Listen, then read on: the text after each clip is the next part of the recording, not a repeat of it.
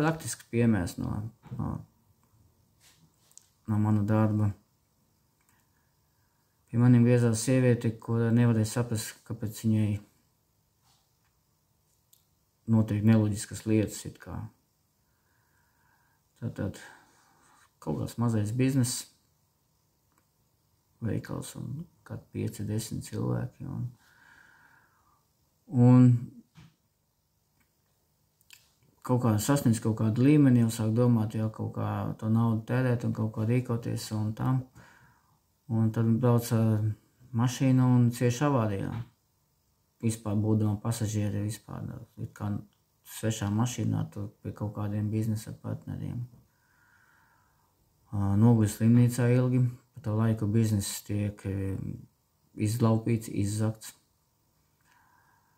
Nu, ko iznāk ārā no slimnīcas, atkal apņēmīga sieviete, akais sitās, tiek atkal uz zaļa zara un atkal cieši avārijām. Un tagad atkal bizness tiek izlaupīts, atkal mīnusi, parādi un tā tālāk, un viņa atkal sitās, un tagad viņai ir situācijā, ka viņa gaida jau 3. avāriju. Un griezās pie maniem, lai es palīdzu tik galā, un izrādījās, ka visa problēma sakne bija bērnībā, kad vecāmama stāstīja par to, ka kara laikā tiem, kam bija nauda, viņiem bija grūtāka dzīve, jo viņus vēl spīdzināja.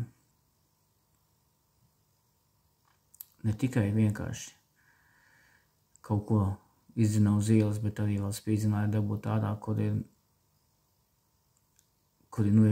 iespējams ir noslēpuši naudu. Un šī programma caur veco mammu ir nosēdusies toreiz maza bērna zemapziņā, un tagad viņa dzīvo tā savu dzīvi. Jautājums, vai vecās mātes dzīve drīkst ietekmēt tevi šodien? Vai tev ir tiesības vai pienākums izdzīvot vecās mātes problēmas, kas bija kādreiz sen? Varbūt tev jādzīvoja sava dzīve, jāapskatās, kādas šablonas un patērnas tu atkārto, kur atkal uz kādiem grābekļiem tu kāp. Esmu dzimtās mēdnes, zemapziņas pārrakstīšanas meistars. Mani kontakti ir meistars@gmail.com. Pieraksties uz bezmaksas konsultāciju. Un uz priekšu, laidā, uz jaunu dzīvi.